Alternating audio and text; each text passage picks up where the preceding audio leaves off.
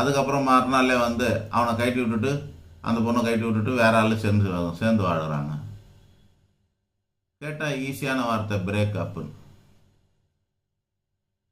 இது பேர் தான் ஒழுக்கக்கேடான இந்த கலாச்சாரத்தை தான் சொல்கிறாங்க காலங்கெட்டு போச்சுன்னு சொல்கிறது.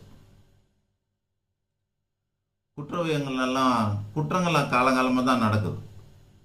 ராமாயண காலத்துலேருந்து குற்றங்கள்லாம் நடந்துக்கிட்டு தான் இருக்கும். இதிகாச காலங்கள்லேருந்து மட்டும் இல்லாமல் புராண காலத்திலே குற்றங்கள்லாம் நடந்துக்கிட்டு தான் இருந்தது. அப்போ அரக்கர்கள் குற்றத்தை செய்தார்கள். இப்போ தொடர்ந்து குற்றங்கள் நடந்துக்கிட்டு தான் இருக்கு. அது ஒரு பிரச்சனை இல்லை, குற்றம் வேற.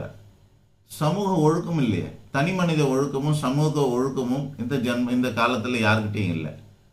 அதனால தான் காலங்கெட்டு போச்சுன்னு சொல்கிறோம். சமூக ஒழுக்கம் மீறினதுனால காலங்கெட்டு போச்சு.